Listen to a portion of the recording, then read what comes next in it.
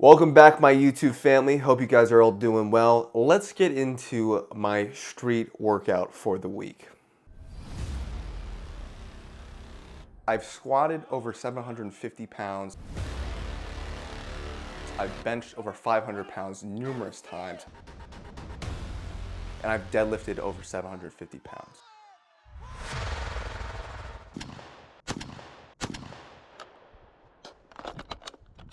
Today, we got 3 sets of 5 with 143 pounds around my waist. Now, with the chin-ups, I'm really focusing on trying not to kick with my legs. As you can see there on the second rep, I kind of get back into that habit. It's kind of a tough habit for me to break, to really be focusing on flexing my quads during the entire lift so I don't end up kicking. I try to do better for the second set, which you can't see my lower body here, but what we're focusing on is the chin above the bar. Am I getting my chin above the bar? The other thing I'm really focusing on is, and you can tell this with my grip in this video, trying to get my entire hand around that bar. I want as much surface area of my hand around that bar to get a really secure grip. Sometimes our body will limit the amount of force we can produce if our grip is not secure. This is why typically lifters will always be able to lift more with straps on the deadlift versus an alternating grip and definitely a double overhand grip. Once your body knows that grip is not going to be a limiting factor and that it's secure to the bar, then your body is able to produce a ton more force. The last set here is also from kind of an up angle, and we're going to be focusing on, one, making sure the chin is above the bar and that my legs are not kicking. Pretty good job the first few reps here.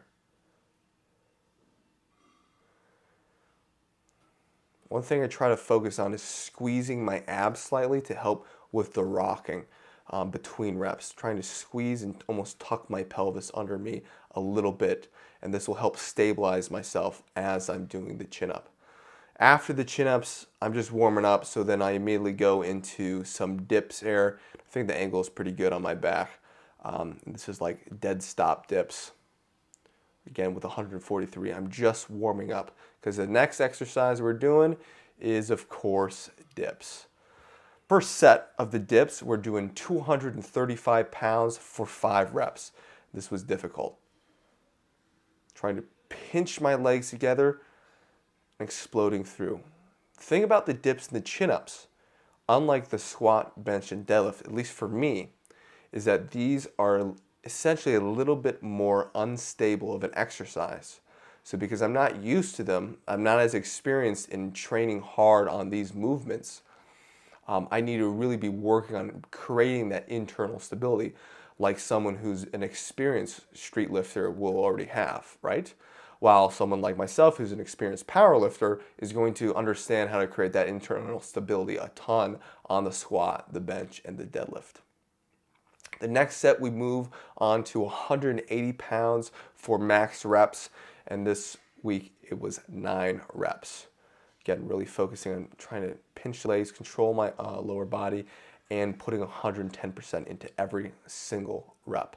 Nice and explosive and powerful. The other thing I will say that's probably not helping in my case is that the rack itself is a bit wobbly. Hopefully when I compete, I will have I believe they compete with a very stable, bolted in, just dip platform instead of a dip attachment attached to a rack that you can see there shakes quite a bit. After that, we moved on to a 260 push press. Now the goal was to strict press this, but I will say my push muscles, my shoulders, my triceps, my upper chest fibers were exhausted after basically going to failure 2 times on those dips. So I went to do a strict press with the 260 and I knew I couldn't get it. So what I did instead is I failed a couple times with the push press just because I was not used to push pressing, but I eventually got a push press with 260. I just did 1 rep and called it there. Definitely something, again, continue to work on. Always improving, always trying to find things to work on while congratulating myself and being proud of the work I've done. That's one thing that too many lifters get into, this bad habit of critiquing themselves, critiquing themselves, critiquing themselves, and they almost are always too negative. And what eventually happens because of that is, not everyone's a Michael Jordan. I'm sure you guys, a lot of you have seen The Last Dance. Someone who's hypercritical all the time and is almost in a negative space until they win the championship or something like that. That might work great for him, but it might not work great for everybody else. For most people, positive reinforcement is going to be the best way of mental boosting, and it's going to be the best way to improve your mental game. I remember my coach told me about 70% of your trials and challenges should end in success. You want to be succeeding the majority of the time. And then the other 30%, maybe it's a little bit out of your range and you're motivated to come back to it. But if you're constantly failing and you're constantly critiquing yourself in a negative way, then that is not going to encourage you, and is not going to encourage most people to continue to push forth. Also, you kind of get in this negative bad habit, a negative mindset in your head, and a lot of lifters I'll see, maybe they're still working out, but they don't really ever seem to progress a whole lot because they're constantly in this negative feed loop. I try to always prioritize putting myself in a positive mind loop. And it's not a natural thing to do. Most people are going to get easily stuck into a negative feed loop. Then they look all tough or something like that because they talk bad about themselves. No, we must talk positive about ourselves, and we must congratulate ourselves on our accomplishments. So, 260 pounds overhead press is impressive. 143 pound chin up and 235 pound dip is impressive. But there are a couple things that I'm not emotionally getting attached to that I will work on in the future. That's another thing too, moving on to our cable flies here. We don't necessarily want to get too emotionally attached to our training. Yes, you'll see me get hyped. Yes, you'll see me get super aggressive into it, but I'm not too emotionally attached to whatever that result is, right? As long as I'm trying my hardest and I don't get injured and I'm making progress week after week, day after day, minute after minute, that's all I care about. And always find a way to make a little bit of progress. It doesn't always have to be more pounds on the bar. That's 3 sets of 13 with 135 pounds on the cable fly into a press there.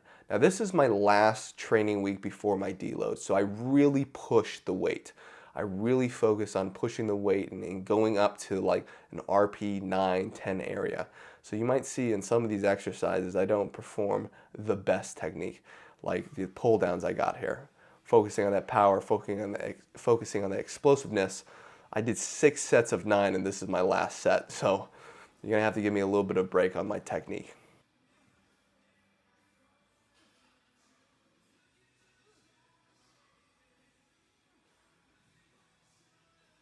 All right, and that's going to be my upper body street weightlifting workout. If you guys got any questions, leave a comment down below or visit me, tankstrengthcoaching.com, and just email me. I would love to talk to you guys. Like, subscribe, leave a comment, reach out. Let's get it.